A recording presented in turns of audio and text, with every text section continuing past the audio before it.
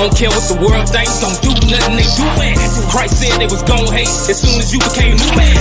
I just wanna keep his laws, I just wanna keep his laws, I just wanna keep his laws, I just wanna keep his laws. I don't care what the world thinks, don't do nothing they doing. Christ said they was gon' hate as soon as you became a new man. I just wanna keep it laws, I just wanna keep it laws, I just wanna keep it laws, I just wanna keep it laws, I just wanna keep it laws. Obedience to love of God. 1 John 5:3. The scripture say it ain't hard. I renewed my mind and learned the lies I was taught. Yeah, my light gon' shine, no darkness, no doubt. Read Romans 12:2. Yeah, that's how King walk. I'm more than ready to die. I done took the sting out. My heart is so clean now. Yeah, I done got the beam out. I deliver the word of truth. I ain't serving bean pies on my own understanding. Yeah, you know I lean out. I'm friends up, I got tassels on when I hit the scene now. I remember getting high, faithfully twisting a lie. Now it's no drugs, I fiend for spiritual things now. I don't care what the world thinks, don't do nothing they doing. Christ said they was gon' hate as soon as you became new man. I just wanna keep his laws, I just wanna keep his laws, I just wanna keep his laws, I just wanna keep his laws. I don't care what the world thinks, don't do nothing they doing. Christ said they was gon' hate as soon as you became a new man. I just wanna keep it laws, I just wanna keep it laws, I just wanna keep it laws, I just wanna keep it laws. I don't hang no more, I don't slay no more, don't set claim no more, I ain't the same, oh no. I used to pull kick those, give me my Debo, don't cross the line free throw, my tolerance was zero. But now I'm keeping these laws, I adhere to the Lord, very skilled with the sword, chop false doctrine yet law. You wanna be victorious, send your life round Torah, take heed to the prophets, for judgment destroy you. Y'all really think you're sweet, I promise God ain't sleep. Read Sirach chapter 5, in the GNT, yeah the Lord show mercy, but he tired of you playing, instead of giving him your all, you just do what you can. I don't care what the world thinks, don't do nothing they doing. Christ said they was gon' hate as soon as you became new man. I just wanna keep his laws, I just wanna keep his laws, I just wanna keep his laws, I just wanna keep his laws. I don't care what the world thinks, don't do nothing they doing. Christ said they was gon' hate as soon as you became a new man. I just wanna keep it laws, I just wanna keep it laws, I just wanna keep it laws, I just wanna keep it laws. Gird up your loins for tribulation. Gird up your loins for tribulation. Gird up your loins for tribulation. Gird up your loins for tribulation. Gird up your loins for tribulation. Gird up your loins for tribulation. Gird up your loins for tribulation. Gird up your loins for tribulation. Gird up your loins for tribulation. Gird up your loins for tribulation. Hey. Gird up your loins for the tribulation. Gird up your loins for tribulation. Gird up your loins for tribulation. Hey, gird up your loins for tribulation. Yeah, gird up your loins for tribulation. Hey, you gon' face tribulations when you serve Yah. You persecuted for righteousness, you should feel joy. Who gets refined through fire, determine real ones. Cause you don't tip of their ears, they don't feel Yah. But never compromise salvation just to feel love. Deliver, rebuke, and reproof, now that's real love. Don't care if you don't like what I tell you, they ain't changing. You can't receive it, then maybe he ain't dealing with you. The approval of Yahweh, what we gotta come on. And that ain't happen disregarding what he told you to do. No matter what you think, all that matters. And I'ma bear my cross with faithfulness, I die for it too. Cause in the end, I'ma get eternal life if I do. If you love the word, player, I ain't rockin' with you. If you the friend of the word, you God enemy too. These ain't my words, it's an oracle, God, I'm speaking to you. Tribulation, come on, gird up your loins for tribulation. Come on, gird up your loins for tribulation. Come on, gird up your loins for tribulation. Come on, gird up your loins for tribulation. Come on, gird up your loins for tribulation. Come on, gird up your loins for tribulation. Hey, on, gird up your loins for tribulation. Get this coming, yeah. Prepare your spirit, you can't stop what prophesied to come. You really seeking salvation, then you gotta endure. In order for it to get better, we gotta go through that. Repent for your foolish dealings, don't stay stuck in the past. It's a fight for your life, make sure your armor's intact. So we won't catch you off guard when the devil attacks. If you ain't aware the adversary, put a bat in your back. Using you to do his will, tempting you to transgress. Don't keep your mind on your Howard, then you're destined to crash. I tell my people the truth, they be ignoring the facts. I tell them come out them churches, but Christianity's crack. They be preaching lawlessness and they don't follow God's command. That he's an Crowley, he said do what I will. So they ain't following Messiah, man, they following him. We ain't get raptured out the midst, that's indoctrination.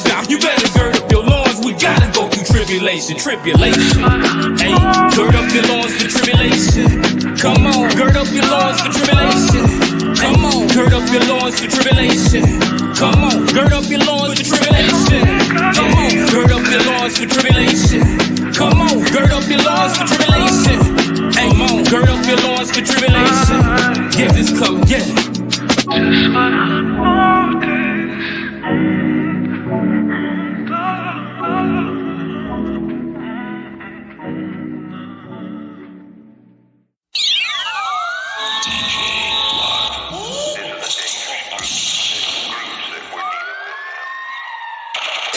How can I ease the pain? How can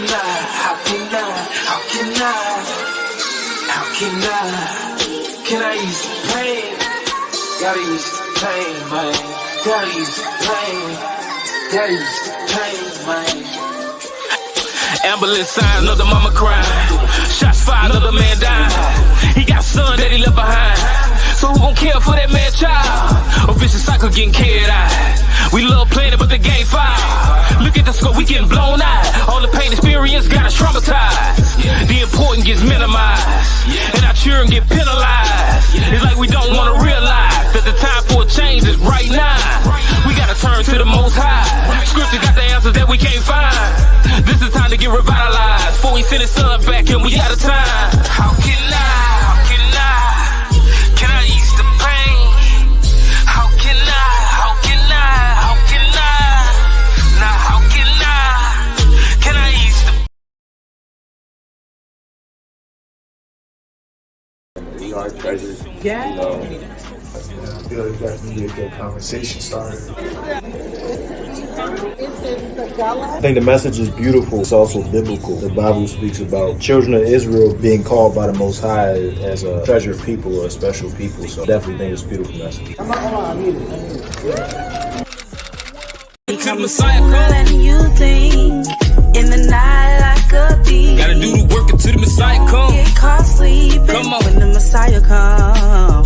Gotta do the work until the Messiah come. Than you think in the night like a thief. Gotta do the work until the Messiah come. Get caught sleeping when the Messiah come. Gotta do the work. Procrastination come from Satan. Not action need to be affirmative. You got options, you got choices. The consequences are permanent. Just you and your well-being can't be all that you concerned with. With the use of having knowledge if nobody else is learning. You, we responsible for breaking the curse. It's on you. Don't be lazy. I'll put in some work. It's on you. Don't be stubborn. Sis, put the Most High first. You can win them by your conduct. You being observed. It's on you. We the reason we can't exit Babylon while we still getting destroyed. Don't know who we really are. It's on us. We who we waiting on, not the Messiah. Do the work. You want the kingdom, gotta stay on fire. Shalom. Than you think in the night like a thief. Gotta do the work until the Messiah come. Get caught sleeping when the Messiah come. Gotta do the work until the Messiah come. Than you think in the night like a thief. Gotta do the work until the Messiah come. Get caught sleeping when the Messiah come. Gotta do the work until the Messiah come.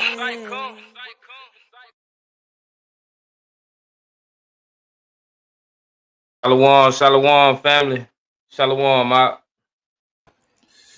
Hey, Shalom, King. Shalom. So, first, I want to start off by giving all praise, honor, and glory to the Most High God, whose name is Yahweh, and we do so by Shem Hamashiach Yahweh Shai, and that only means in the name of the only begotten Son, who most around the world know is Jesus Christ. I'm your brother Hurt or Bezalel, and this is my aunt Aaron, and we come and bring these lessons every Tuesday and Thursday. If you're just joining today and haven't been able to be on stream before, and all praise to the Most High for allowing us to be able to be here each Tuesday and Thursday. So the lesson for today is identifying the blessing of Abraham and the promised land. And this lesson is a very, I'll say, intricate lesson, because we're going into some details that help to identify these things. Who's actually receiving the blessing of Abraham? There are some, confusing thoughts and ideas about the blessing of Abraham. And we're going to go into those scriptures. We're going to look at them and see them for what they really mean by reading context, and actually also going precept upon precept and bringing out the truth of the matter. And we're also going to identify where the promised land was and is and will be in the near future when we do get delivered out of this captivity. So, Ak, if you got anything you want to add, you can.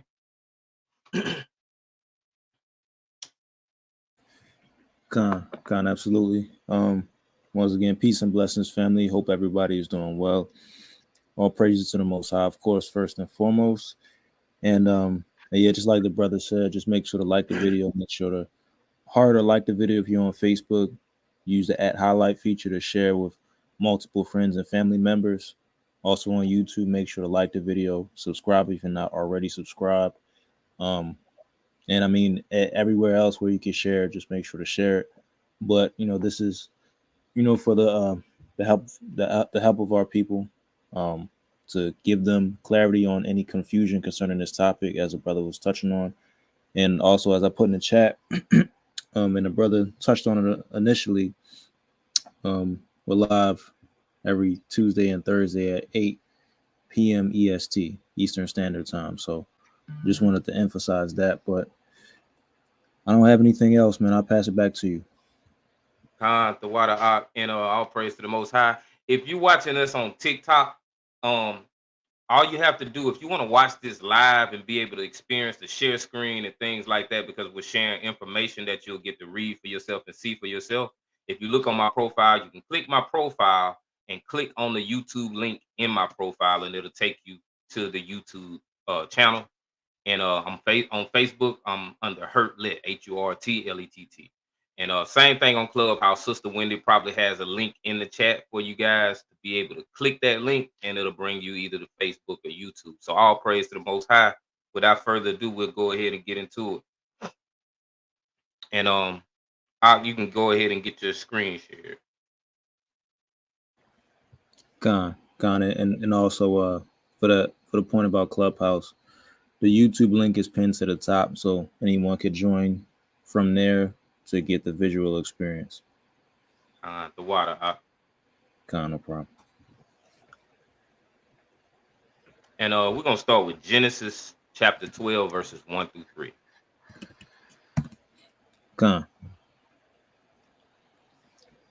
This is the book of Genesis chapter 12, starting at verse 1.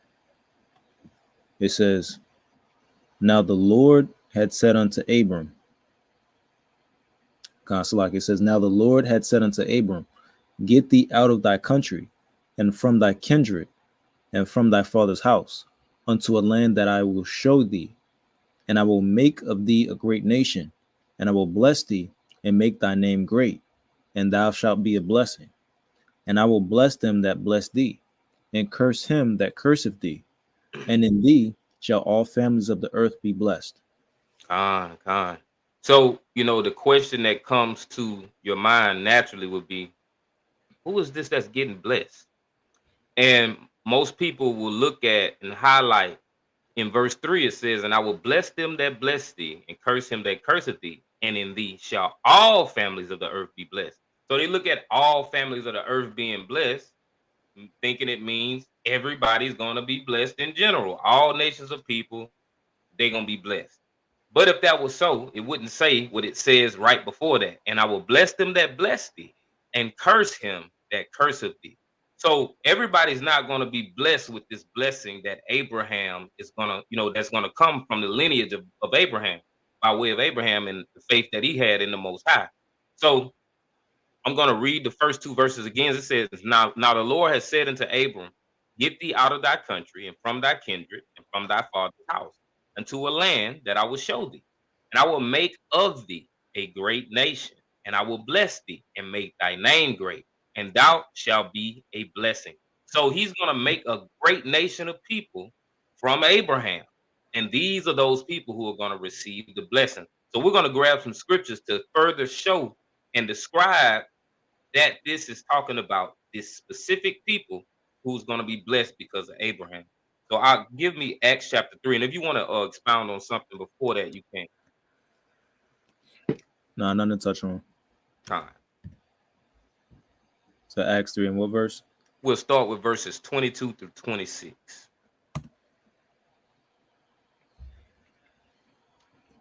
This is the book of Acts chapter 3, starting at verse 22. For Moses truly said unto the fathers, a prophet shall the Lord your God raise up unto you of your brethren, like unto me. Him shall ye hear in all things whatsoever he shall say unto you. And it shall come to pass that every soul which will not hear that prophet shall be destroyed from among the people. Yea, all the prophets from Samuel and those that follow after, as many as have spoken, have likewise foretold of these days. Ye are the children of the prophets, and of the covenant which God made with our fathers, saying unto Abraham, and in thy seed shall all the kindreds of the earth be blessed. Unto you first, God, having raised up his son Yahushua, sent him to bless you, in turning away every one of you from his iniquities. So we see one particular blessing right there at the end of that verse, that he's going to bless us by turning away us from our iniquities. And he did that through the sacrifice of Christ, being able to redeem us back to him and the covenant that we made with the Most High God in times past. So starting at verse, we read verses 22 through 26. So looking at verse 22, it says, for Moses truly said unto the fathers, a prophet shall the Lord your God raise up unto you of your brethren, like unto me. Him shall ye hear in all things whatsoever he shall unto you. And we know this is talking about the Messiah, Yahushua, or Jesus. It says, and it shall come to pass that every soul which will not hear that prophet shall be destroyed from among the people. Yea, and all the prophets from Samuel and those that follow after, as many as have spoken, have likewise foretold of these days. Ye are the children of the prophets, and of the covenant which God made with our fathers, saying unto Abraham, and in thy seed shall all the kindreds of the earth be blessed. So this is specifically what we just got through reading in Genesis 12, that in him all the kindreds of the earth shall be blessed. So let's read this in context and see exactly who's being spoken to. Let's get verses 11 through 16. This is the book of Acts, chapter 3, starting at verse 11. And as the lame man which was healed held Peter and John, all the people ran together unto them in the porch that is called Solomon's, greatly wondering. And when Peter saw it, he answered unto the people, Ye men of Israel, why marvel ye at this? Or why look ye so earnestly on us, as though by our own power or holiness we had made this man to walk? The God of Abraham and of Isaac and of Jacob, the God of our fathers, hath glorified his son Jesus, whom ye delivered up and denied him in the presence of Pilate, when he was determined to let him go. But ye denied the Holy One and the just, and desired a murderer to be granted unto you, and killed the Prince of Life, whom God hath raised from the dead, whereof we are witnesses. And his name through faith in his and his name through faith in his name hath made this man strong, whom ye see and know. Yea, the faith which is by him hath given him this perfect soundness in the presence of you all. So this blessing that Abraham receives, and it causes all these families of the earth to be blessed, it is dealing with Yahushua, or the Messiah, grafting us back into this covenant that the Most High God once had before with us. So when we're looking at these verses, verses 11 through 16 helps give context to verses 22 through 26 that we read earlier, to know exactly who is being spake about. And it also gives context to Genesis 12, because Genesis 12 is mentioned in verses 20 through 26. I'm having a problem saying through. But so looking at verse 12, it says, and when Peter saw it, he answered unto the people, Ye men of Israel, why marvel ye at this? Or why look ye so earnestly on us, as though by our own power or holiness we made this man to walk? So he was talking to men of Israel. There was no one else present. So when this blessing is being mentioned in verses 22 through 26, and he speaks about this covenant that was made with our fathers, we know this covenant was made with the fathers of the Israelites. I'll grab Romans 9 just to solidify that point. Con. You want 3 through 4? You already know. That's why I ain't say the verse. This is the book of Romans, chapter 9, starting at verse 3. For I could wish that myself were accursed from Christ for my brethren, my kinsmen according to the flesh, who are Israelites, to whom pertaineth the adoption and the glory and the covenants and the giving of the law and the service of God and the promises. Con. So who is the adoption for, y'all? Who is the glory for? And who are the covenants for? The giving of the law and the service of the God of God and the promises. So we're talking about this blessing of Abraham, which is a promise that the Most High God made to Abraham and said, hey, through you, I'm going to bless all the families of the earth, all the kindreds of the earth. We got to understand when you hear that type of verbiage that he was speaking prophetically, saying that the Israelites were going to be scattered into all these different nations and tongues and kindreds of people. They were going to be everywhere. So this is how this prophecy comes to life, because he's going to redeem us back to him. This ain't saying that, hey, all the families, this even the heathen. That ain't what it's saying. But what we're going to do, we're going to, in a second, grab some scriptures to just hypothetically say, yeah, it's talking about the heathen. They get a blessing through Abraham. Well, they technically, they kind of do get a blessing through Abraham. It just ain't the same blessing. But let's grab Matthew 1 and 21. It's the book of Matthew, chapter 1, verse 21. And she shall bring forth a son, and thou shalt call his name Yahweh, for he shall save his people from their sins. His people, not everybody, not people that aren't Israelites. He's an Israelite. He's from the tribe of Judah, and he's going to save his people from their sins. I'll give you Matthew 15 and 24. This is the book of Matthew, chapter 15, verse 24. But he answered and said, I am not sent but unto the lost sheep of the house of Israel. Nah, he sent to everybody out.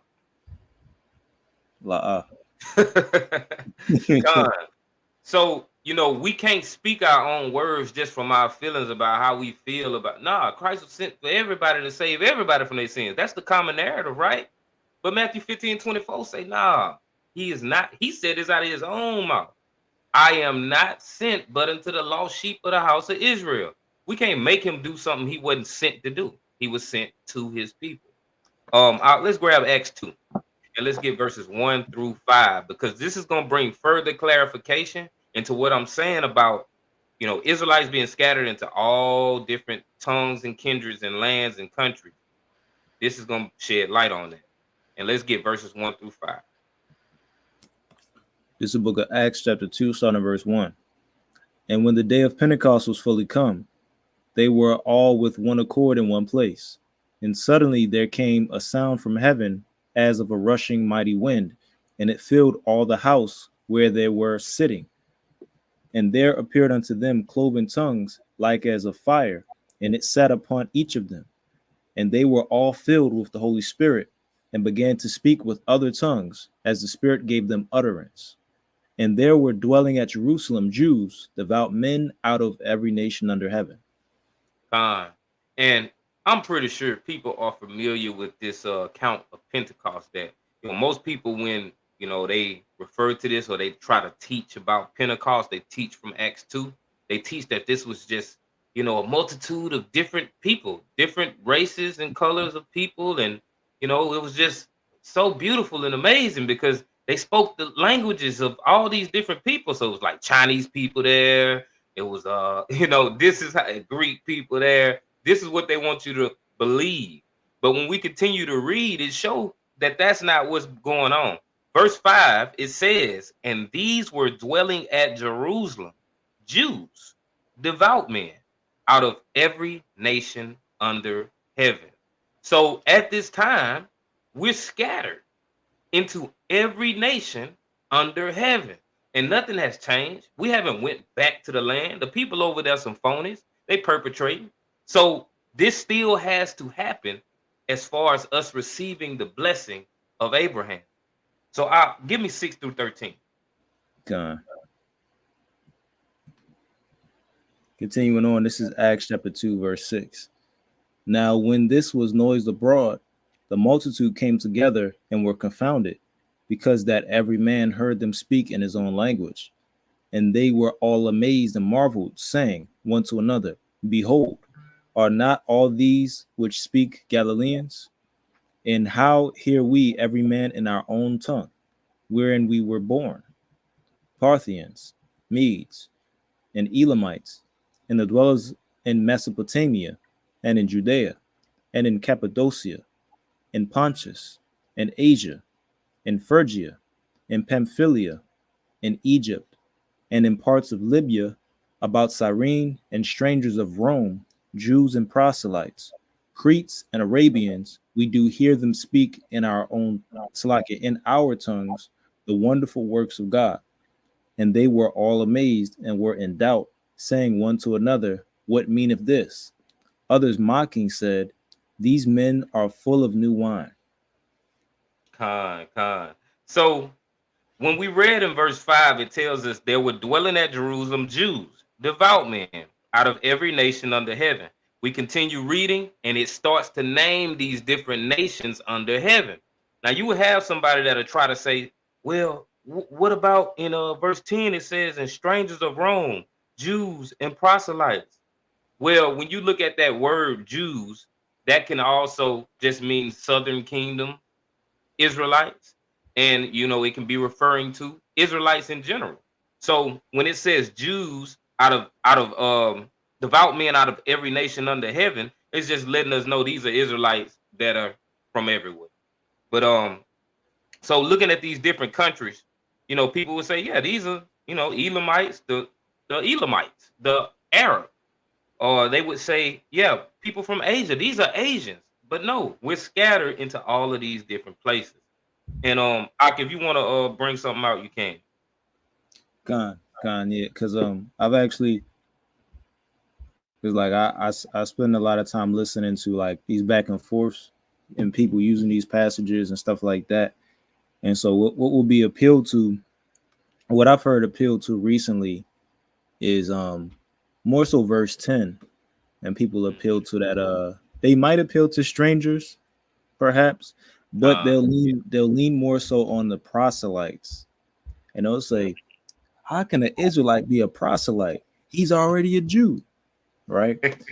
But even when you go into the meaning of the word proselyte, was encompassed within the definition is a convert, and so when you read in the book of Isaiah, the first chapter. And again, this is restoration language. It literally says that the converts will be welcomed back, roughly paraphrasing. But it's speaking about Israelites. Now, how could an Israelite be a convert? Well, in this particular sense, this is somebody that's repenting and coming back to the Most High God, because they were, within, different ideologies that they shouldn't have been into, right? And you even see like a hint of this in the book of Matthew 23, when Yahweh Shah, he was rebuking the Pharisees, and he said that you compass sea and land to make a proselyte, but you make tenfold a child of hell, roughly paraphrasing. Now, you're gonna sit here and tell me that the Pharisees, they were going to evangelize and proselytize Edomites and just the heathen? Come on, but that's back to. And scroll back up to 7 and 8 too. Because this helps bring clarity to the mind process of these Israelites that were there. And it says, and they were all amazed and marveled, saying one to another, Behold, are not all these which speak Galileans? So they looking at each other, these brothers from these different lands that's living in these different lands, and they looking at, they're like, man, how is he speaking our language? He didn't grow up over here with us. He from the city. He from Jerusalem. He from Galilee, because Galilee is in Jerusalem. And so they're amazed at what's going on, because they know like how they're like wondering, how is this possible? And it's because the Holy Spirit has descended upon them. And verse 8 says, and how hear we every man in our own tongue wherein we were born? And so for them to say every man in our own tongue wherein we were born, they understand that they were just born there, that they're not actually of the lineage of that country. They were just born in that country. But we'll continue going forward. Unless you want to add something to that, because I'm gonna change gears. No, nothing to add. So let's just say, you know, the people that would come up and say, yeah, man, the Abrahamic blessing is for all nations of people, everybody on the planet Earth. Let's look at one specific blessing that a nation has already received according to, you know, the Abrahamic blessing. Let's get Genesis 27 verses 36 through 41. They've been had this blessing, and they're gonna have this blessing for a while, y'all. Well, they're gonna have this blessing till it's time for us to get up out of here. Like my deacon say, therein our beginning. But 36 through 41. This is the book of Genesis, chapter 27, verse 36. And he said, is not he rightly named Jacob? For he hath supplanted me these 2 times. He took away my birthright, and behold, now he hath taken away my blessing. And he said, hast thou not reserved a blessing for me? And Isaac answered and said unto Esau, behold, I have made him thy lord, and all his brethren have I given to him for servants. And with corn and wine have I sustained him. And what shall I do now unto thee, my son? And Esau said unto his father, hast thou but one blessing, my father? Bless me, even me also, O my father. And Esau lifted up his voice and wept. And Isaac his father answered and said unto him, behold, thy dwelling shall be the fatherless, like at the fatness of the earth, and of the dew of heaven from above. And by thy sword shalt thou live, and shalt serve thy brother. And it shall come to pass, when thou shalt have the dominion, that thou shalt break his yoke from off thy neck. And Esau hated Jacob because of the blessing wherewith his father blessed him. And Esau said in his heart, the days of mourning for my father are at hand. Then will I slay my brother Jacob. So we see that Esau had to have a conversation with Isaac, like, man, hey, this ain't fair, bro. You ain't got no blessing for me. You done blessed my brother, and then my brother, he took my birthright, but he didn't really take it. You gave it away. You sold it. But it says in verse 37, and Isaac answered and said unto Esau, behold, I have made him thy lord, and all his brethren have I given to him for servants, and with corn and wine have I sustained him. And what shall I do now unto thee, my son? So Isaac said, man, I ain't got enough. I done gave Jacob everything. So it says, and Esau said unto his father, hast thou but one blessing, my father? Bless me, even me also, O my father. And Esau lifted up his voice and wept. And Isaac his father answered and said unto him, behold, thy dwelling shall be the fatness of the earth. So fatness of the earth, y'all. This means he's going to be able to have the richest parts of the earth and be able to experience that. It says, and of the dew of the heaven from above, and by the sword shalt thou live, and shalt serve thy brother. And it shall come to pass, when thou shalt have the dominion, that thou shalt break his yoke from off thy neck.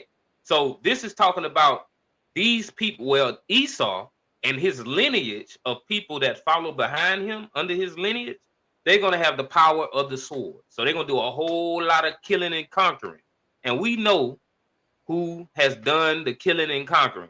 It kills me when people try to say, Esau ain't the white man. Well, who is he then? Who the one that got blessed with the sword to do all this killing and conquering and has the fatness of the earth and get to just do the things, you know, manipulate things in the manner that they want to, and we have no control over? Nobody but the so-called Caucasian man. But it says, and Esau hated Jacob because of the blessing wherewith his father blessed him. And Esau said in his heart, the days of mourning for my father are at hand. Then will I slay my brother Jacob. This continues on till today. Esau knows the blessing that the Most High God has appointed just for us. So they try to do their best at destroying us, whether it's through food, whether it's through entertainment, whether it's through the chemtrails, it's through the air, whatever it is. Esau trying their best to take Jacob out, because they know if there is no Jacob to actually receive a blessing, they think hypothetically that they could receive that blessing. We know the Most High God will never let that happen, because what he plans to happen and prophesies and wills to happen is going to happen. But Ak, you want to add anything to it? No, nothing to add thus far. Con. So let's look at some more blessings that the heathens get. Give me Isaiah 14, 1 through 5. Con.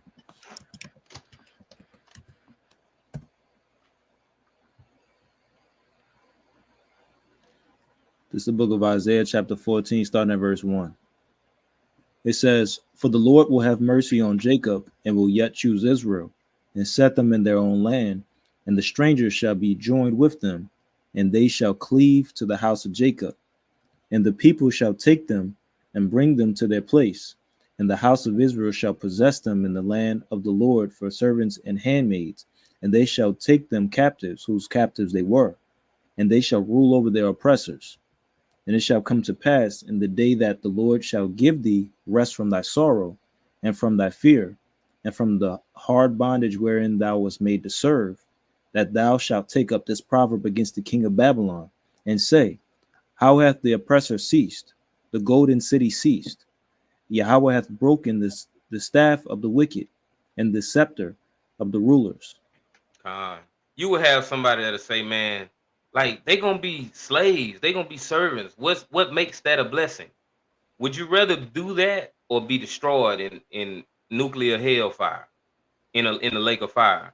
Would you rather that? So those that do get to actually make it into this, outer kingdom, the outer courts, that is a blessing for them.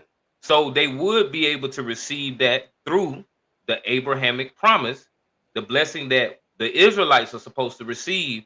The heathens do get a chance to grab hold of that by being servants and handmaids, being obedient to what the Most High God wants them to be obedient to. That's serving his people. But give me Proverbs 29 and 2. Oh, that's what I put in the chat. Oh, crazy. That's crazy. So yeah, I'm gonna read it. It says, when the righteous are in authority, the people rejoice. But when the wicked beareth rule, the people mourn. And the people are mourning. Even some of their own kind are mourning right now. Because with the wicked in rulership, it's gonna always be something to mourn about. And when we're in authority, when the Israelites are in authority, the Most High, exalts us and puts us in that place to judge things accordingly, and righteously. Everybody's going to be all right. Everybody's going to rejoice. Even those who are handmaids, servants and handmaids, they're going to rejoice because they're going to love the fact that they serving the Most High God's children and that they wasn't destroyed in the lake of fire. So, we have to look at things from a spiritual perspective, not always a carnal, physical perspective, or looking at it in an earthly perspective, because that's the way people get caught up and say, well, I don't want to be no slave. You better hope you're a slave. But let's keep going out. So unless you want to add something to it. Yeah, I mean, I can add a quick point. It's in Romans chapter 8. And I'm gonna bring out verse 19 first. It says, just to add on to your point, it says, "For the earnest expectation of the creature waiteth for the manifestation of the sons of God." And so just adding on to the point that you was bringing out, the creature in this context is speaking to the inhabitants of the earth that we live on, the planet, so-called, right? Which would include the other people as well as the animals, the environment, all of that. Because you look at the people that are running the world or the earth or whatever, they're destroying it, literally. You even, look up certain situations with a lot of like the fish and things like that. They're getting choked up on, the little plastic that they're throwing in the ocean and things like that. Like the earth is not in a very good place, under the rulership that it's under. But once it's under the rulership of the Israelites who are the sons of God, then things are going to be much better, right? And just to continue on just a little bit, I'm gonna jump down to verse 21.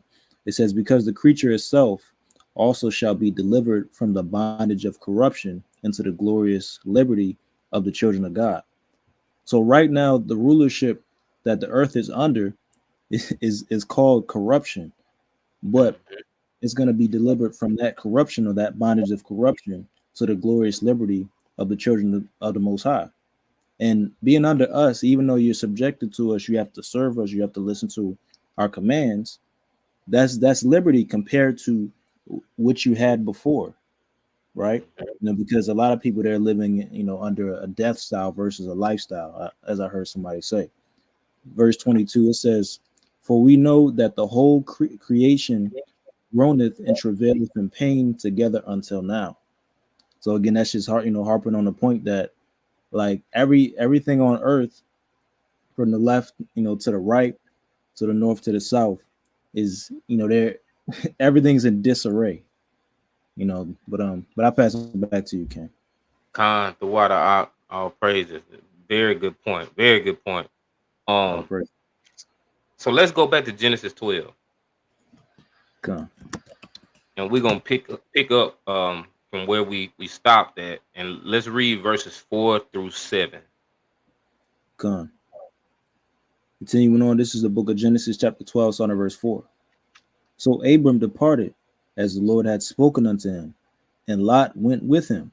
And Abram was 75 years old when he departed out of Haran. And Abram took Sarai his wife, and Lot his brother's son, and all their substance that they had gathered, and the souls that they had gotten in Haran.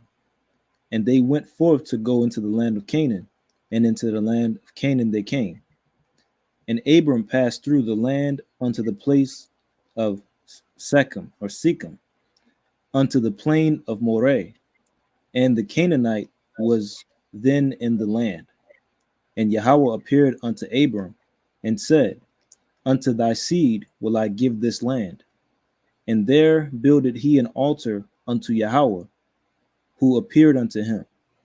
Khan. So it says, Abram departed as the Lord had spoken to him. So he was obedient to the Most High, telling him to get up and go. It says, and Lot went with him, and Abram was 75 years old when he departed out of Haran. And so he was 75 years old. It says, and Abram took Sarai his wife, and Lot his brother's son, and all their substance that they had gathered, and the souls that they had gotten in Haran, and they went forth to go into the land of Canaan.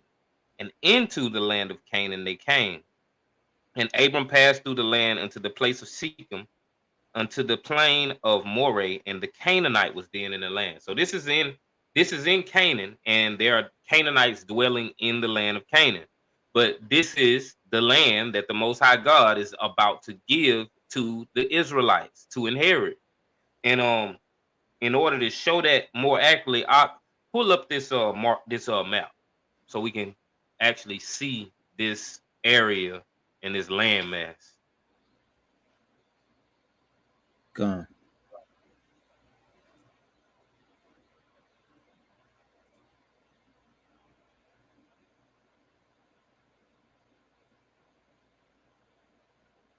Gone. So if y'all look at that map, you see that map, and it goes down to like where Simeon is over the top of Edom, and Reuben's over the top of Moab, and everything along the coastline and all of that. This actual area is the most fertile land in the world, and this is why the Canaanites were there. This is why anybody throughout history has fought over this land to be there, because if you're planting crops, your crops are gonna flourish. You're gonna have the best crops you could ever dream of. There's the waters there, like you see the canals and the rivers, and you got the sea right there. So it's just a perfect place to be able to yield seed and to be able to thrive as a economy in an economy as you're there, living. So I want you to go ahead and read this article. Gone. Just these couple paragraphs. Con. Starting right here. Con. Gotcha.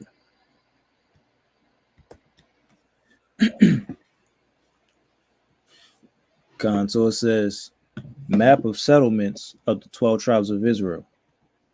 It took about 6 years for the tribes of Israel to conquer the land of Canaan and to overcome the military might of the ancient Canaanites, according to Joshua 14.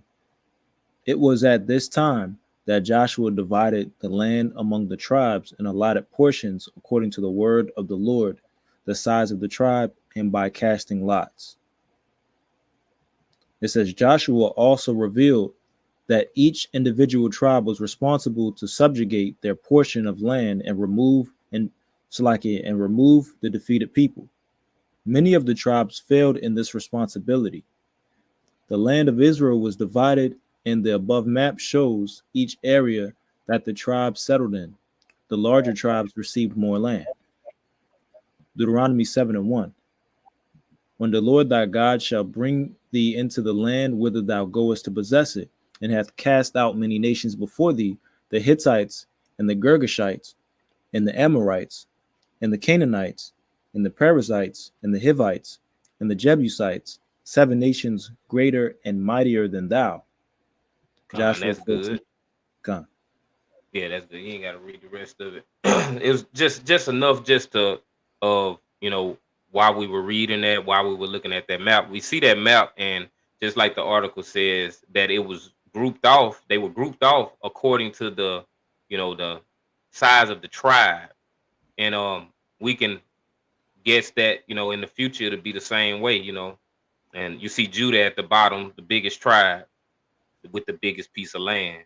But we're gonna continue going, and I just want to grab some scriptures that are gonna reiterate this map, showing and proving that they pretty much got this map down packed with the way that they were able to put it together.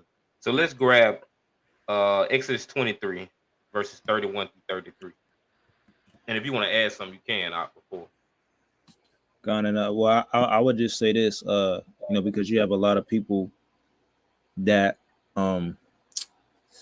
what's the word? Because I don't want to mischaracterize it, but I guess for lack of better terms, they kind of do away with like the future, as far as the Israelites coming back into their land, and the tribes having their land allotment and things like that. But even in future prophecy, as you read in the book of Ezekiel, the 48th chapter, that explicitly outlines all of the tribes getting their land allotment. So like it's honestly speaking, it's nowhere to hide in scripture. Like this is something that was in the ancient world, and it's something that's coming back when we receive the kingdom once more, right? But you said 31 on down to what verse? 31 through 33 in Exodus 23. Con. This is the book of Exodus chapter 23 and verse 31. It says, "And I will set thy bounds from the Red Sea, even unto the sea of the Philistines, and from the desert unto the river. For I will deliver the inhabitants of the land unto your hand, and thou shalt drive them out before thee. Thou shalt make no covenant with them, nor with their gods. They shall not dwell in thy land, lest they make thee sin against me. For if thou serve their gods, it will surely be a snare unto thee." Con. So right here we see guidelines as far as them dwelling in the land, that hey, don't do this, and you get to stay here. Don't serve their gods. Don't follow after what they do. But looking at verse 31, it says, "And I will set thy bounds from the Red Sea, even into the sea of the Philistines, and from the desert unto the river.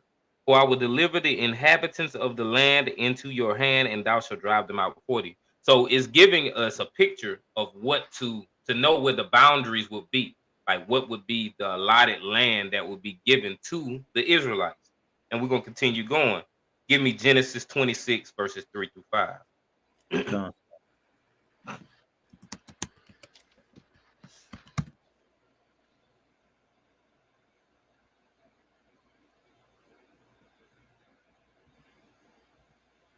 This is the book of Genesis, chapter 26, starting at verse 3.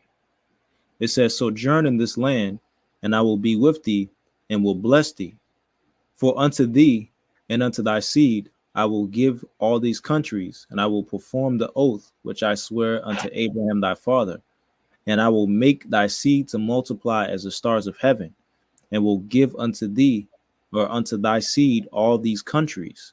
And in thee, Shalaka, in thy seed shall all the nations of the earth be blessed. Because that Abraham obeyed my voice and kept my charge, my commandments, my statutes, and my laws. Through 6. Oh, through 6? Mm-hmm. Verse 6. And Isaac dwelt in Gerar. And I just was looking at that. I was like, yeah, you might as well read 6. Like looking at that map, we can see Gerar on the map, and it's down there in Judah, what Judah would be inhabiting. Yep, right there. And so this is where Isaac was dwelling, or where he would dwell at that point in time when the Most High told him. So looking at verse 3, so basically this was reiterated once again about how Abraham, because Abraham obeyed his voice and kept his charge, commandments, statutes, and laws, that the Most High was going to bless his nation of people, the people that came from his lineage. And so it says, I will make thy seed to multiply as the stars of heaven, and I will give unto thy seed all these countries, and in thy seed shall all the nations of the earth be blessed.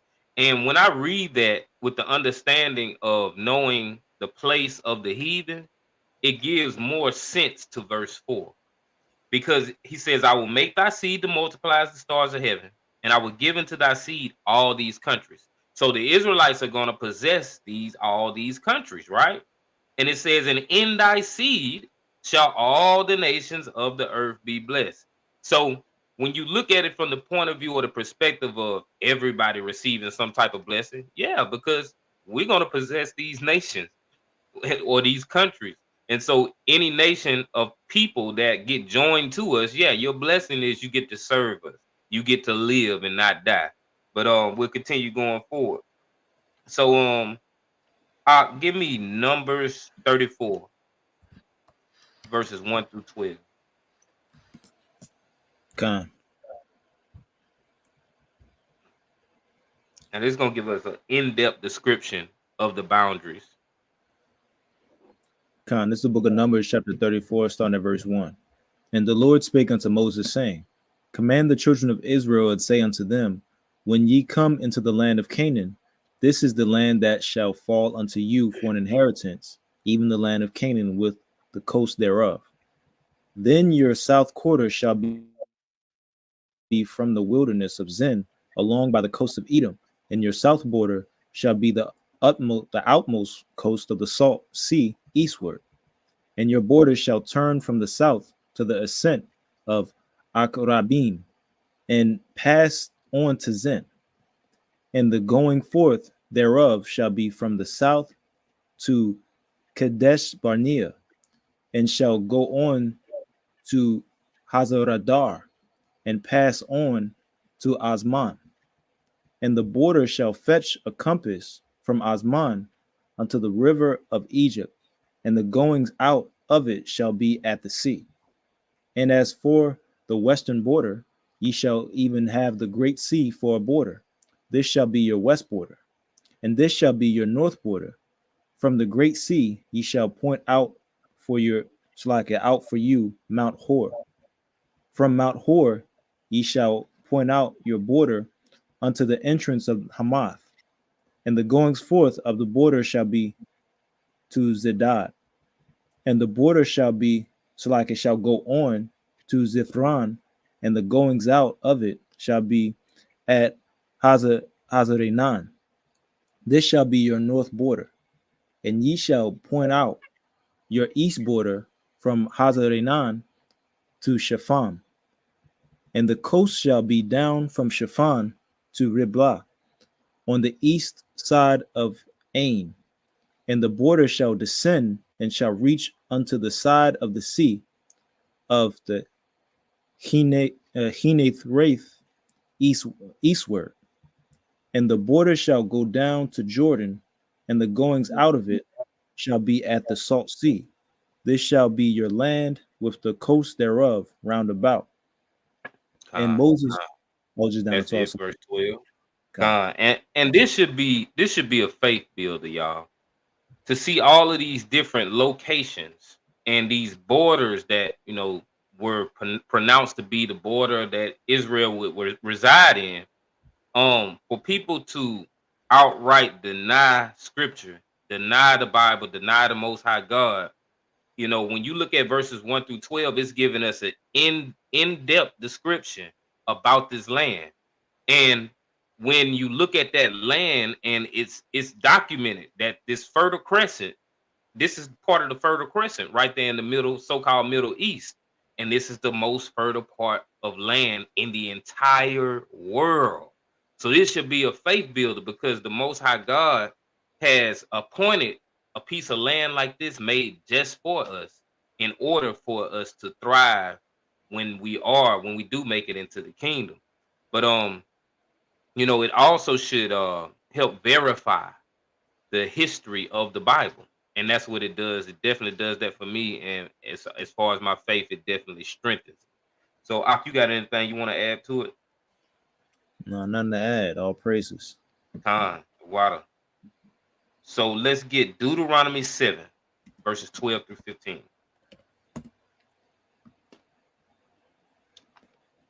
This is the book of Deuteronomy, chapter 7, starting at verse 12.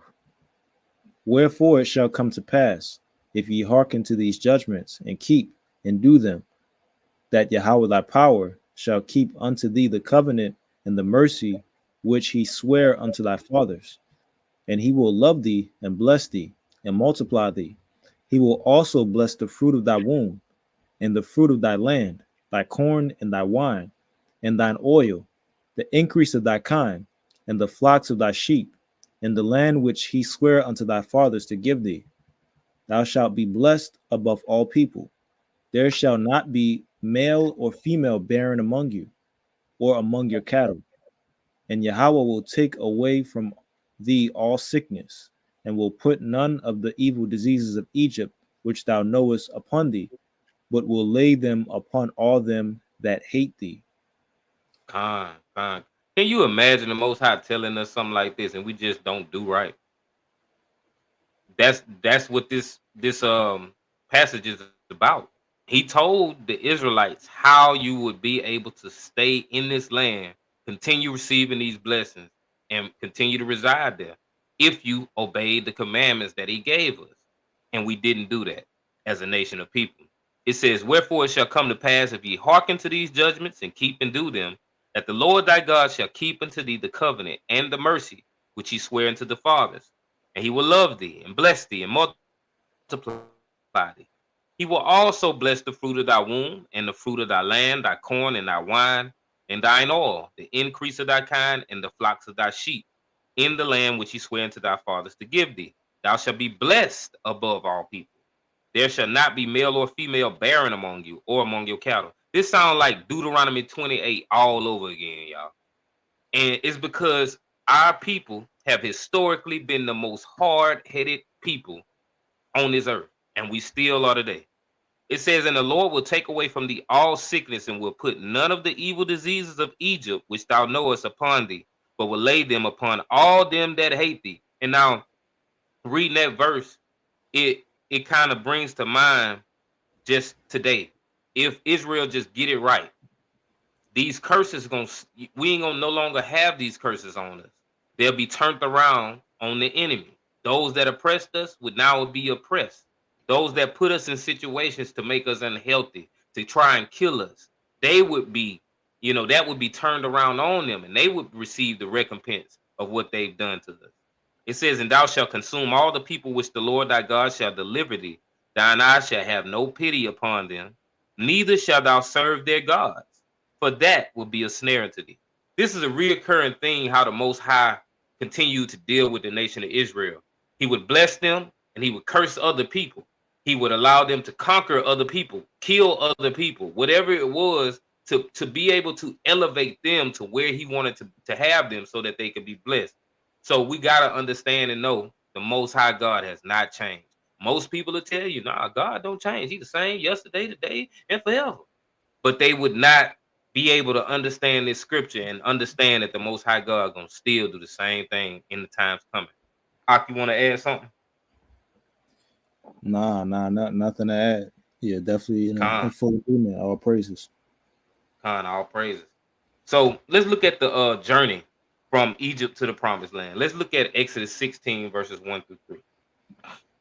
Con 1 through 3. Khan. This is the book of Exodus, chapter 16, starting at verse 1.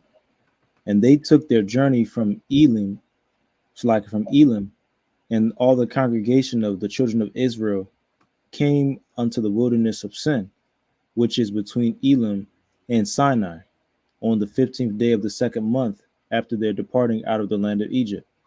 And the whole congregation of the children of Israel murmured against Moses and Aaron in the wilderness.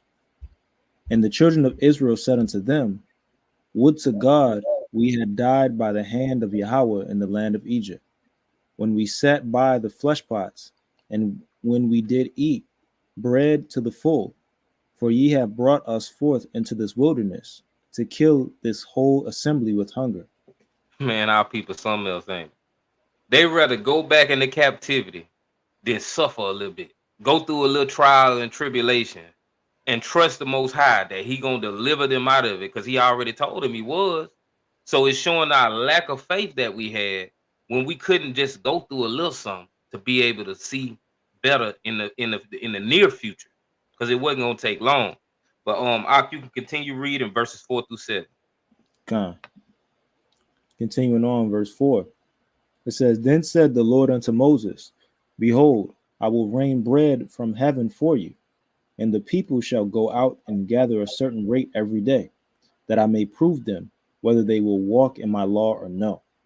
And it shall come to pass that on the 6th day they shall prepare that which they bring in, and it shall be twice as much as they gather daily.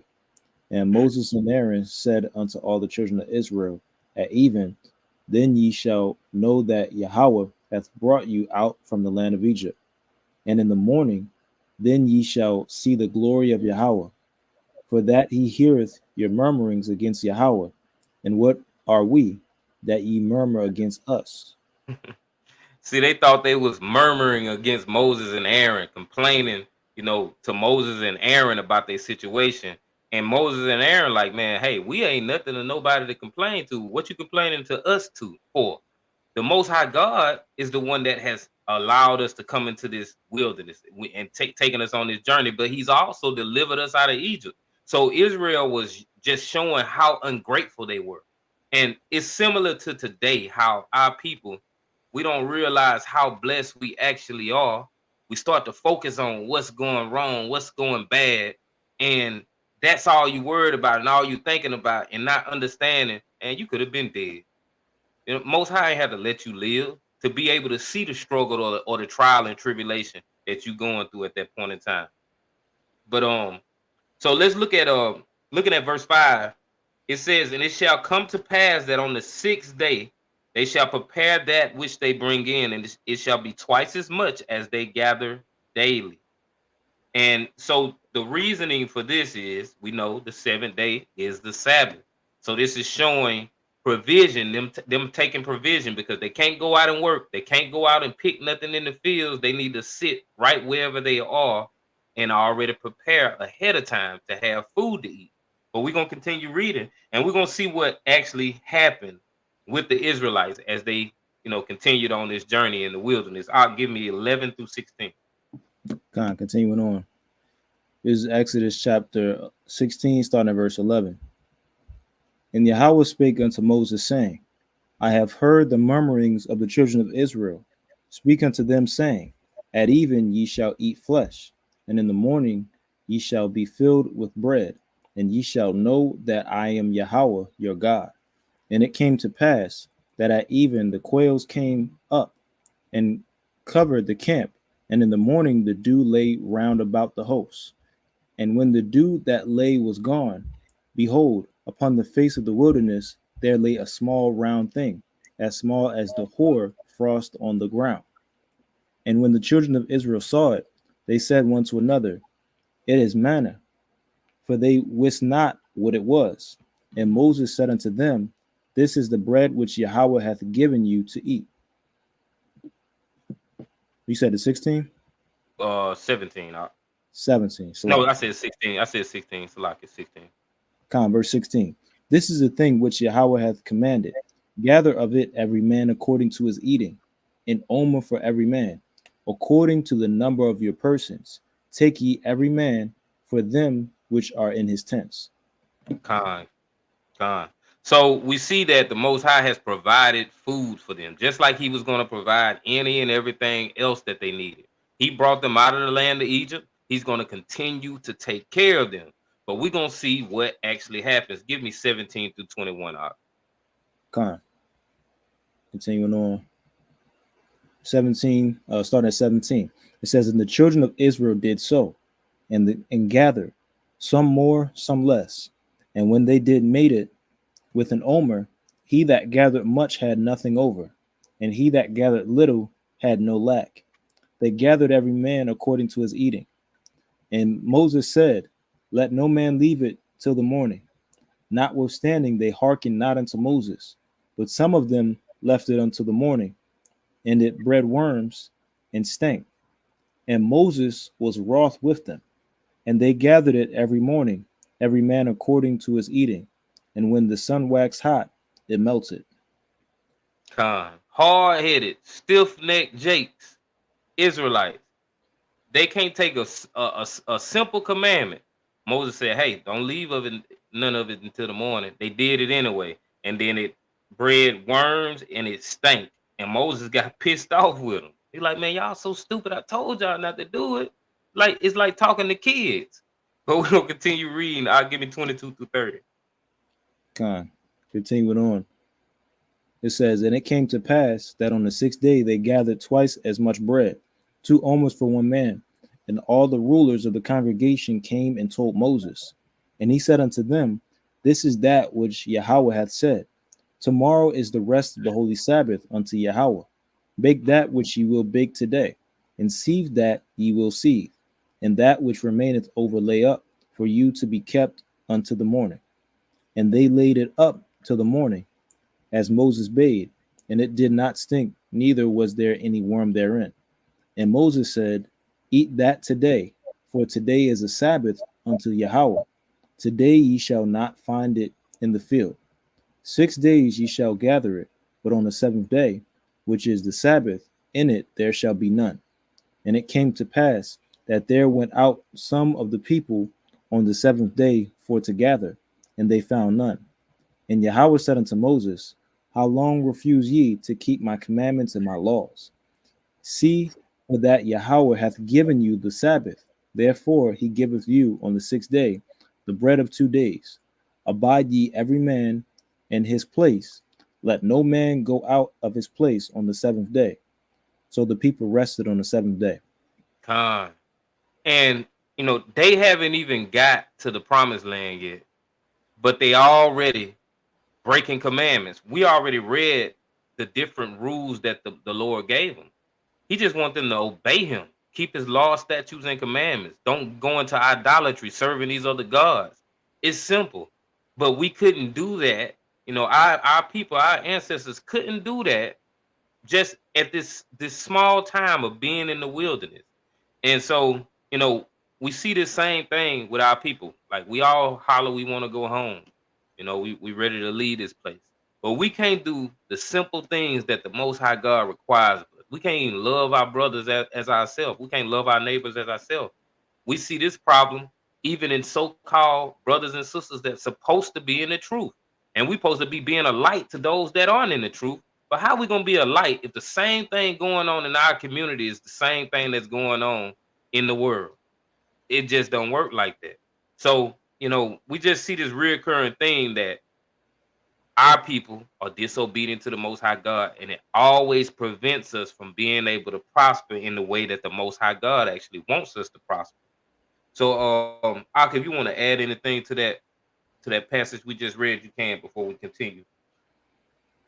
I mean, it just it it kind of it makes me think of a passage. Let me try to pull it up.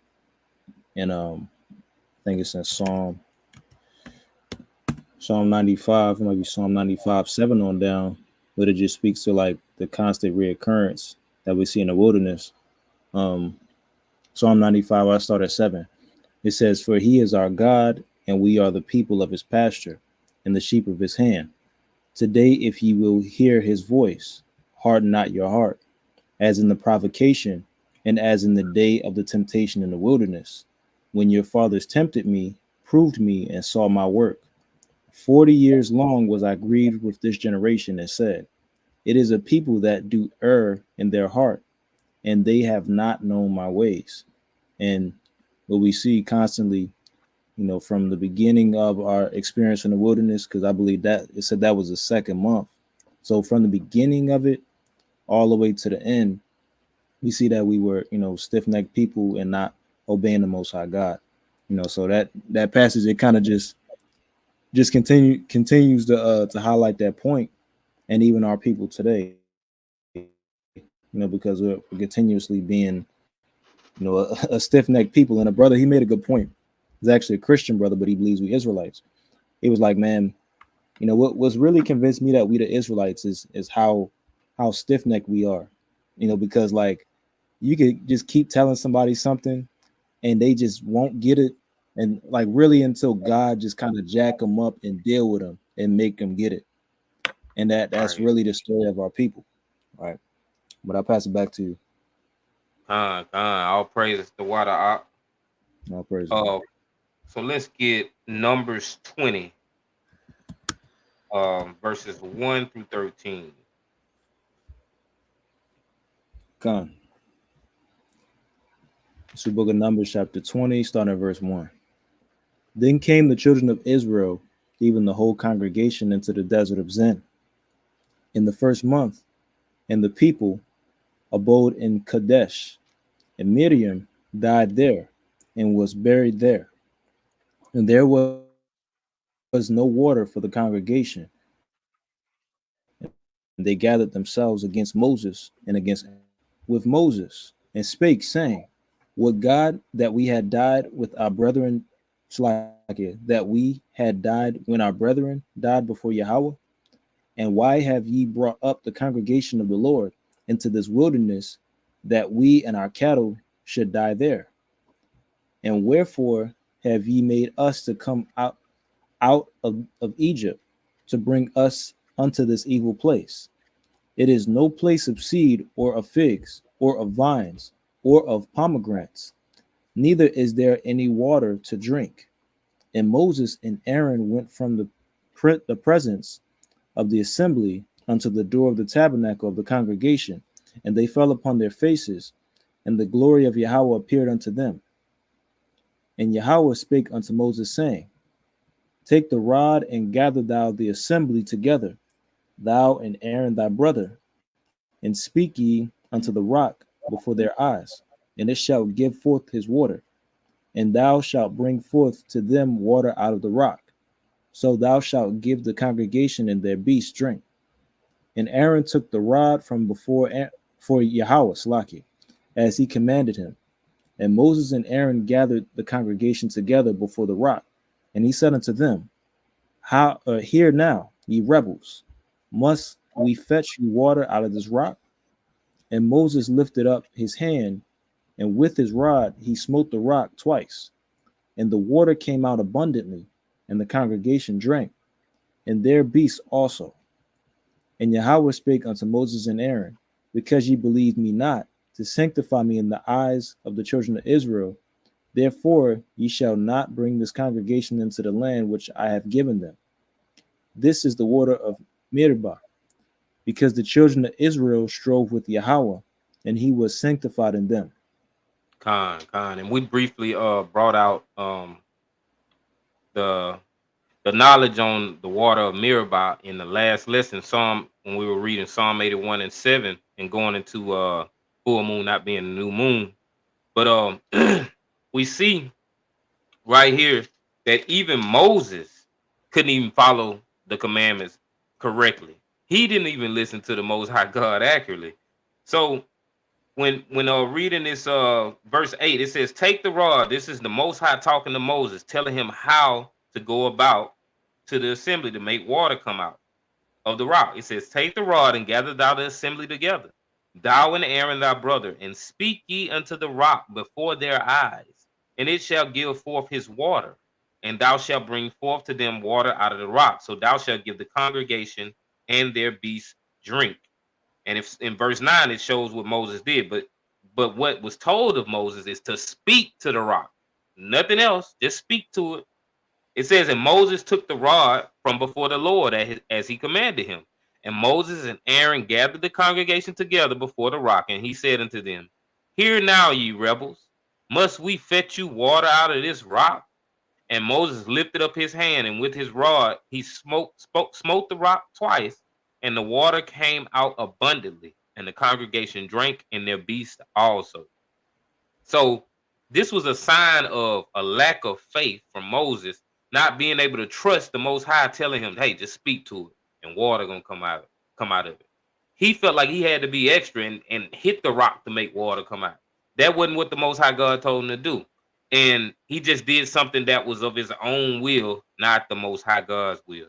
So we see in verse 12, it says, and the Lord spake unto Moses and Aaron, because ye believe me not to sanctify me in the eyes of the children of Israel, therefore ye shall not bring this congregation into the land which I have given them. So they were not able to go into the promised land with the children of Israel. They were able to see it. He allowed them to see it, but he didn't allow them to go into the land because of this disobedience. And, you know, them being the leaders, they were the leaders of the congregation of the Israelites, and they couldn't even obey the Most High God, you know, substantially. And that shows, you know, like it's crazy how stiff-necked we are as a people, that if the leaders can't even follow the Most High God after. But going back to when we first started reading, when they started to complain, verse 5 it says, well, verse 4 says, and why have ye brought up the congregation of the Lord into this wilderness, that we and our cattle should die there? More complaining. It says, and wherefore have ye made us to come up out of Egypt to bring us into this evil place? It is no place of seed, or of figs, or of vines, or of pomegranates, neither is there any water to drink. The Most High God had already promised them that they were going to go into a land that had all of these things, but they were lacking faith, and they just wanted comfortability and didn't want to go through the struggle it takes to get to that blessing. And it reminds me of, you know, our people. We act like, you know, in order to receive blessings, we ain't gonna go through nothing. Sometimes it take you having to go through a whole lot in order to receive the blessings that the Most High God has for you. But Ak, if you want to add something, you can. Nah, nothing to add on. All praises. So we almost done with this lesson. We got a few more scriptures. Let's get Deuteronomy 3, verses 18 through 22. Con.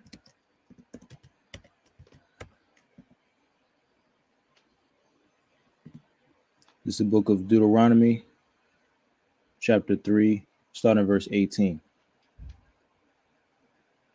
It says, and I commanded you at that time, saying, Yahweh your God hath given you this land to possess it. Ye shall possess over armed. Shalaki, ye shall pass over armed before your brethren, the children of Israel, all that are meet for the war. But your wives and your little ones and your cattle, for I know that ye have much cattle, shall abide in your cities which I have given you. Unto Yahweh have given rest unto your brethren, as well as unto you, and until they also pass or possess the land which Yahweh your God hath given them beyond Jordan. And then shall ye return every man unto his possession, which I have given you. And I commanded Joshua at that time, saying, thine eyes have seen all that Yahweh your power hath done unto these two kings. So shall the Lord do unto all the kingdoms whither thou passest. Ye shall not fear them, for Yahweh your God, he shall fight for you. Con. So, I recently did a lesson about not wearing head cover. I mean, wearing a head covering ain't a sin. Um, that wearing pants for a sister isn't a sin. But we brought some information out to show that that was speaking of military garments or war garments. And this helps to reiterate that point that our sisters are not supposed to be involved in any warfare. Verse 18 says, "And I commanded you at that time, saying, The Lord your God hath given you this land to possess it. Ye shall pass over armed before your brethren, the children of Israel, all that are meet for the war." So those that are meet for the war, or they would qualify to go to war, were the brethren, the children of Israel. So it says, "But your wives and your little ones and your cattle, for I know that you have much cattle, shall abide in your cities which I have given you." So they're not supposed to go into war when the men go out to fight. They were supposed to stay back. So it says, "Until the Lord have given rest unto your brethren as well as unto you, and until they also possess the land which the Lord your God have given them beyond Jordan, and then shall you return, every man into his possession, which I have given you. And I commanded Joshua at that time, saying, Thine eyes have seen all that the Lord your God have done unto these two kings.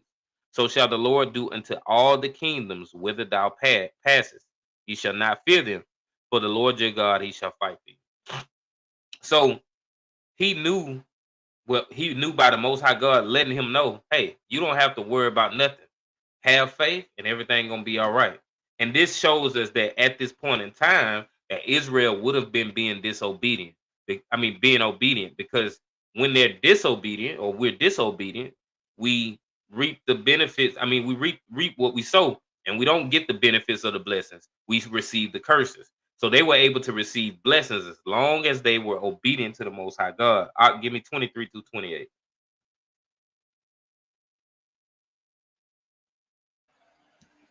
Gone. Continuing on, this is verse 23.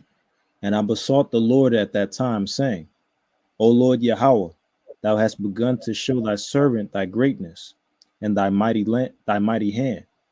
For what God is there in heaven or in earth that can do according to thy works and according to thy might? I pray thee, let me go over and see the good land that is beyond Jordan, that goodly mountain in Lebanon. But Yahweh was wroth with me for your sakes, and would not hear me. And Yahweh said unto me, Let it suffice thee. Speak no more unto me of this matter. Get thee up into the top of Pisgah, and lift up thine eyes westward, and northward, and southward, and eastward, and behold it, and behold it with thine eyes, for thou shalt not go over this Jordan. But charge Joshua, and encourage him, and strengthen him, for he shall go over before this people, and he shall cause them to inherit the land which thou shalt see." Con. So Most High still mad at Moses and Aaron. And he tried it. He tried it. He like, Lord, please, come on. I know it ain't that bad. Just forgive me and let me go on over there. He like, nah. Tell Joshua. We're gonna get Joshua primed up and ready, because he the one that's gonna lead the children of Israel into the promised land. But Ak, you want to add anything? Like, just adding on to that, like you even see where the Most High he kind of dubbed that effort. Like at the end of verse 26, he said, "Let it suffice thee, speak no more unto me of this matter." So the Most High said, "Listen, don't bring this up anymore." Right. I'm pissed off. Leave me alone now about that. I already told you what I'm gonna do. I'm sticking to my word. God, Crazy. But God. yeah, let's so I want to look at a few scriptures that identify why Israel was cast out of the land, because we know that we didn't remain in the promised land, and until we get it right, we won't never enter again. So brother, give me 1 Kings 9 verses 1 through 7. God.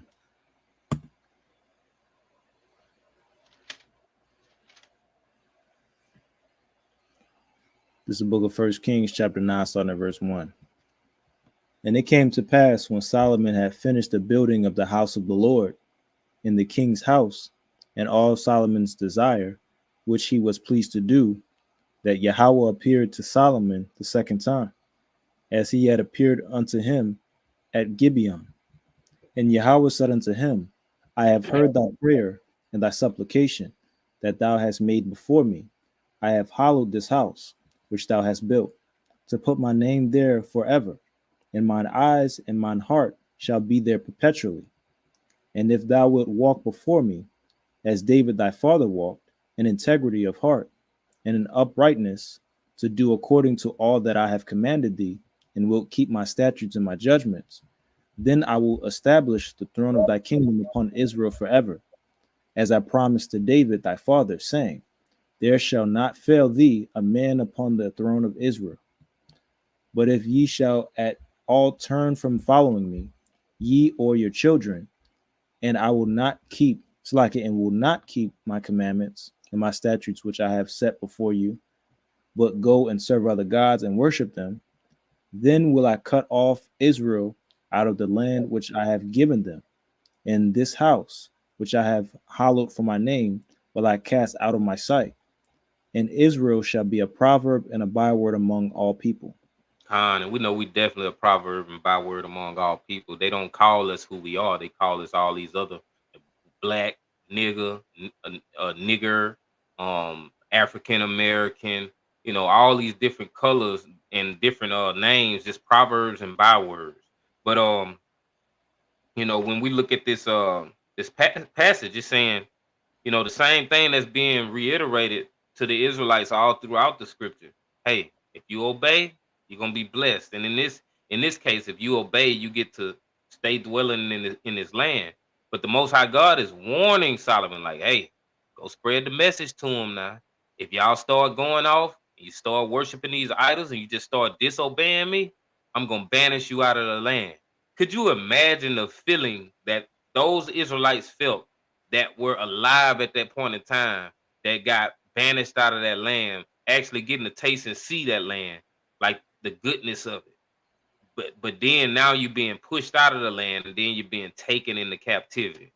Can you imagine the regret that they had by not, trusting in the Most High God and just being obedient?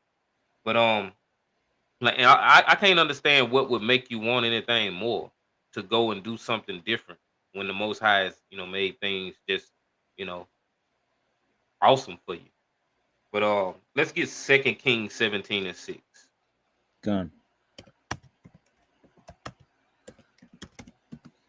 This is the book of 2 Kings, chapter 17, and verse 6. It says, in the 9th year of Hoshea, the king of Assyria, took Samaria and carried Israel away into Samaria and placed them in Halah and in Habor by the river of Gozan and in the cities of the Medes. Slavery. Went into slavery. Same thing that happened, later on in the future. And the same thing like we're experiencing now. We're in captivity. I'm gonna continue reading. I'm gonna read 7 through 18. So it says, for so it was that the children of Israel had sinned against the Lord their God, which had brought them up out of the land of Egypt from under the hand of Pharaoh, king of Egypt, and had feared other gods, and walked in the statutes of the heathen, whom the Lord cast out from before the children of Israel and of the kings of Israel, which they had made. And the children of Israel did secretly those things that were not right against the Lord their God. And they built them high places in all their cities, from the tower of the watchman to the fenced city. So, it says secretly, right? But we know that nothing's a secret to the Most High God. He sees and knows all. So it was never in secret. It says, and they set them up images and groves in every high hill and under every green tree. And there they burnt incense in all the high places, as did the heathen, whom the Lord carried away before them, and wrought wicked things to provoke the Lord to anger. For they served idols, whereof the Lord had said unto them, ye shall not do this thing. Yet the Lord testified against Israel and against Judah by all the prophets and by all the seers, saying, Turn ye from your evil ways, and keep my commandments and my statutes, according to all the law which I commanded your fathers, and which I sent to you by my servants the prophets. Notwithstanding, they would not hear, but hardening their necks, like to the neck of their fathers, that did not believe in the Lord their God. And they rejected his statutes and his covenant that he made with their fathers, and his testimonies, which he testified against them. And they followed vanity and became vain, and went after the heathen that were round about them, concerning whom the Lord had charged them that they should not do like them. And they left all the commandments of the Lord their God, and made them molten images, even 2 calves, and made a grove, and worshipped all the host of heaven, and served Baal. And they caused their sons and their daughters to pass through the fire, and used divination and enchantments, and sold themselves to do evil in the sight of the Lord, to provoke him to anger. Therefore the Lord was very angry with Israel, and removed them out of his sight. There was none left but the tribe of Judah only. And eventually, y'all, Judah did the same thing, and they got put out the land too. But this is a lot. They did a lot, and it's like the Most High. He allowed it to build up. He didn't just outright, soon as they started doing it, just do away with them. He gave them an opportunity to kind of correct themselves while they were in error, but it never happened. They just continued to wax worse and worse. But we see the same thing right now. The rejection of the commandments. Some of our people that haven't come into the truth, they may hear the truth from us, and they hear it and they know it sounds about right, but they still reject it. And that's just showing the same nature that our ancestors had. But Ak, you got anything you want to add? Kind of, I mean, it just I think it's a similar account in I think it's not Second Kings, but it might be Second Chronicles, where it says they mocked the messengers of the Lord. Let me see if I can find that. Mock messengers, because that's literally what what you're bringing out. It's definitely an excellent point. It happened back then, and it's happening today, constantly. A perfect example. Whether you're in certain spaces like on Clubhouse or shoot on different places in social media, you see how people they speak about the Israelites. We're constantly the butt of a lot of jokes. Right. You have certain people that'll say, "Well, you talking about them Power Rangers that be downtown and X, Y, and Z," Right. or you might be in certain spaces where a brother he's bringing out the proper doctrine because the Christians they don't really want to examine the context or the history behind a particular passage or the precepts that line up with it. What they'll do is they'll kind of put tomato emojis and say, "Man, how long y'all gonna let this guy speak?" Like, because they don't want to hear the actual doctrine of the scriptures. They want to be coddled by the smooth words that they already believe in, right? But this is the passage I was looking for, Second Chronicles chapter 36 verse 16.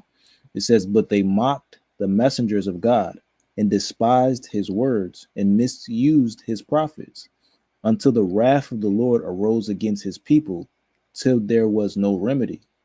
And that's what we see back during that time, and we've seen the product of a similar thing today. We got permanently thrusted out of the land, for the most part, at back in around 70 AD, to the culmination of the Jewish-Roman wars. But it was because the Most High, he kept sending messengers and prophets, right, to warn our people to repent, but we just scoffed at it. But I'll pass it back to you. That's beautiful scripture, because he's doing the same thing today, and like the wording, misused his prophets. The use of the prophet is to listen. You listen to the prophet because the prophet is going to give you the revelation from the Most High God to help you succeed and excel in life in general. And misusing the prophet, mocking them is one way of doing that, by mocking the messengers of God, like, oh, blah, blah, blah. All they want to do is talk about the law. You know, oh, that's talking about they Israelites. They ain't Israel, man. The Jewish people, the Israelites. You know, your own people will say that. Oh, they just it's an identity crisis, you know. But they mock the mess out of the messengers of God. But yeah, we'll continue going. I was gonna read 19 and 20, but I already alluded to it. It's just speaking about Judah not keeping the commandments and also getting banished out of the land too, after everybody else was already gone also. But we're gonna read a few scriptures that just that refers to us, and we'll be able to see us in this because it's talking about our salvation from this captivity and us going into the wilderness like our ancestors did, but there being opposite results. So give me Jeremiah 31, 31 through 34. God.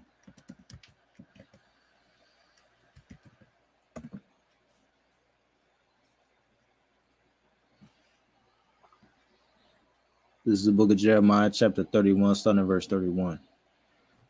Behold, the days come, saith the Lord, that I will make a new covenant with the house of Israel and with the house of Judah, not according to the covenant that I made with their fathers in the day that I took them by the hand to bring them out of the land of Egypt, which my covenant they break, although I was an husband unto them, saith Yahweh. But this shall be the covenant, Salakia, but this shall be the covenant that I will make with the house of Israel. After those days, saith Yahweh, I will put my law in their inward parts, and write it in their hearts, and will be their God, and they shall be my people.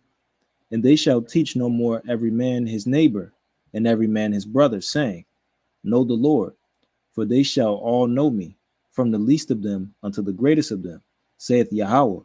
For I will forgive their iniquity, and I will remember their sin no more. Con. So it says, Behold, the days come, saith the Lord, I will make a new covenant with the house of Israel and with the house of Judah, not according to the covenant that I made with their fathers in the day that I took them by the hand to bring them out of the land of Egypt, which my covenant they break, although I am a husband unto them, saith the Lord. So when it says not according to the covenant that he made with them in the land of Egypt, you know, it's gonna make you question, oh, okay, so what's different then? If it's not according, that's just signifying there is a difference in this covenant, you know, that's going to differ from when we came out of Egypt. And we just got through reading about this account.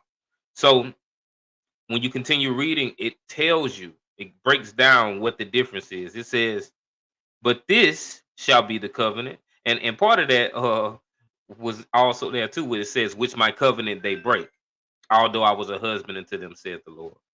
So it says, but this shall be the covenant that I will make with the house of Israel. After those days, saith the Lord, I will put my law in their inward parts and write it in their hearts, and will be their God, and they shall be my people.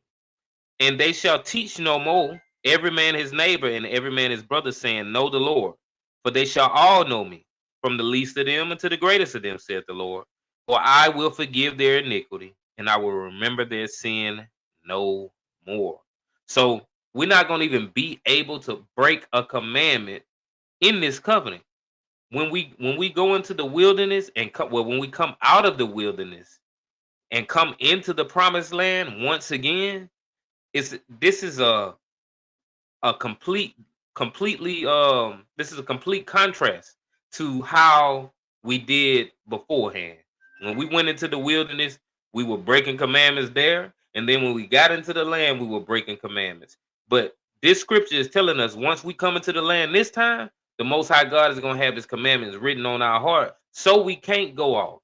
So it won't be no need to say, hey, if you sin against me, nah, because ain't going to be no sin in the kingdom. But we'll continue going forward. Give me Hosea 2, 14 through 19. And why is my watch going crazy?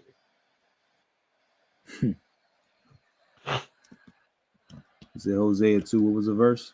14 through 19. Gone.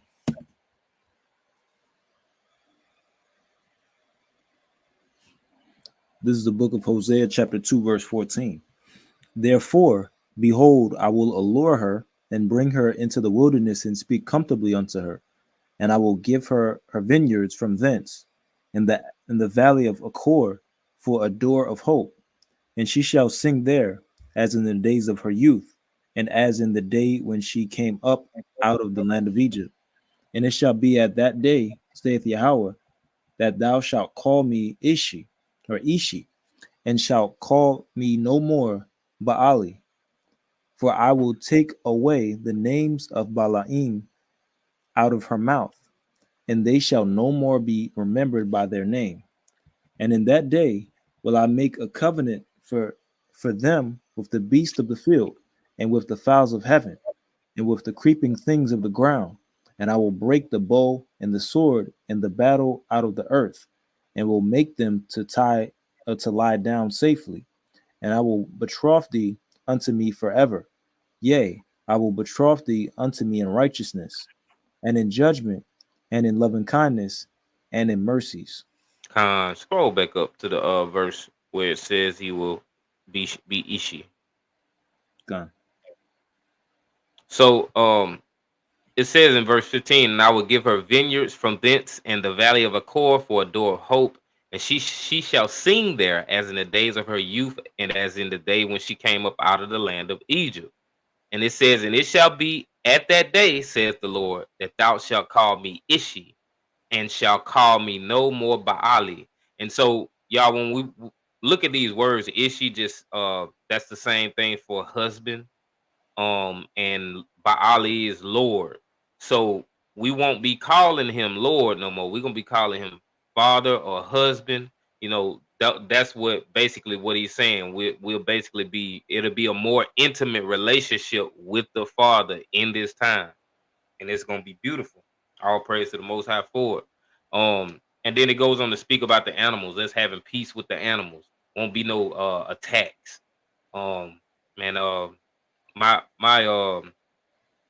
my niece-in-law just got attacked by a dog last week.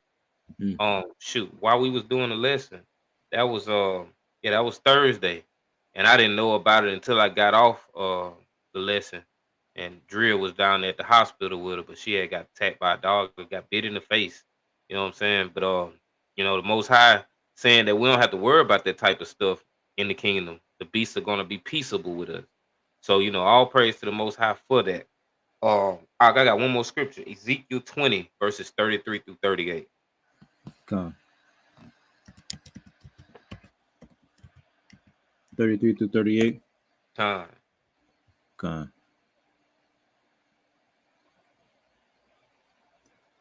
This is the book of Ezekiel, chapter 20, starting at verse 33.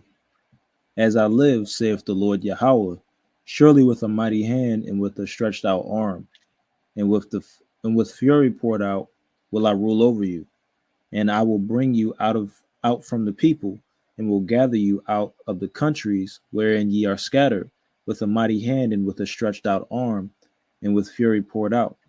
And I will bring you into the wilderness of the people, and there will I plead with you face to face, like as I pleaded with your fathers in the wilderness of the land of Egypt.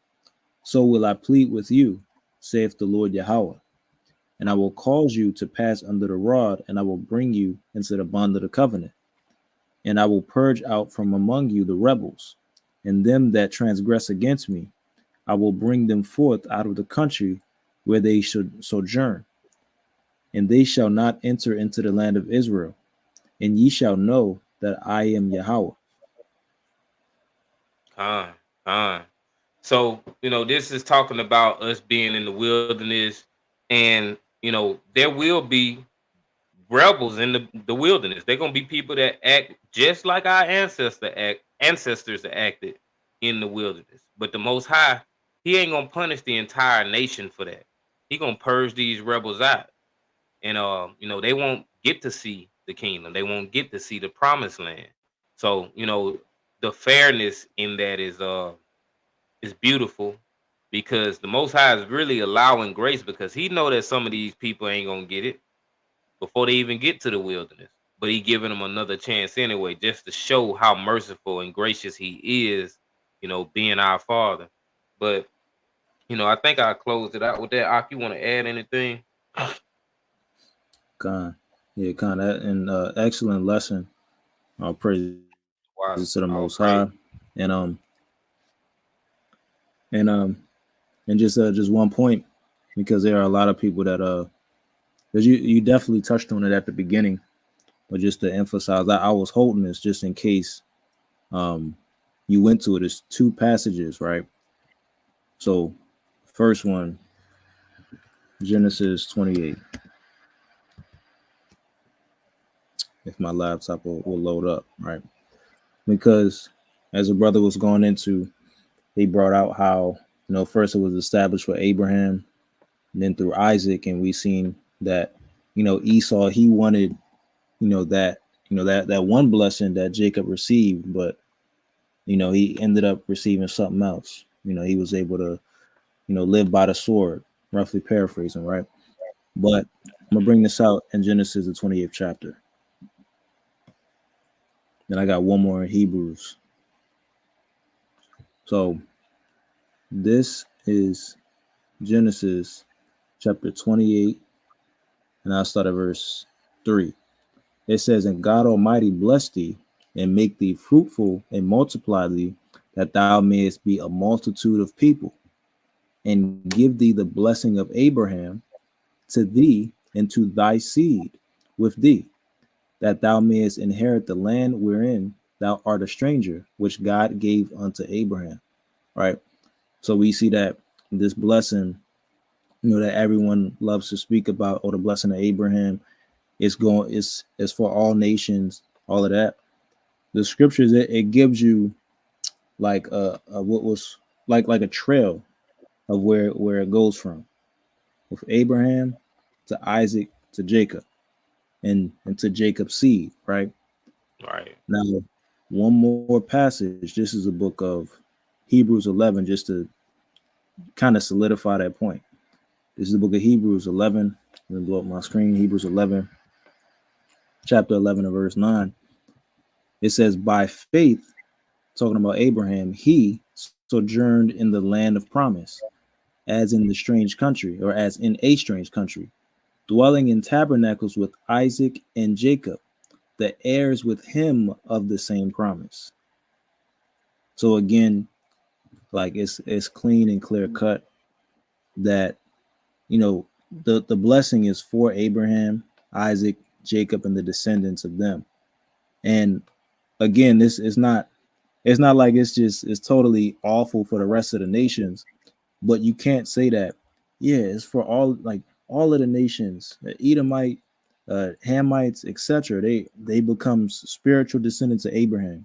That's not what the scriptures is teaching, but it's teaching something very clear, and it's showing you a clear trail of who these things go to. And the brother demonstrated that beautifully through the Spirit and power of the Most High. So I ended off with that, and I'll pass it back to you. The water, all praises, beautiful precept, man. All praise.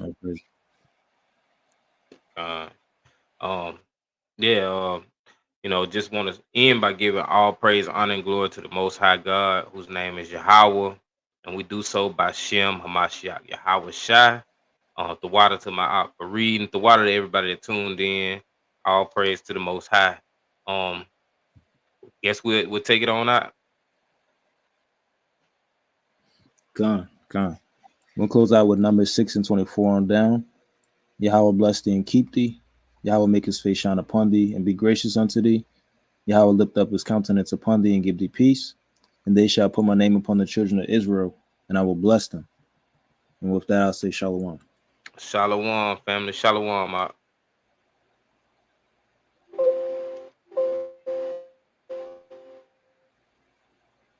More than you think.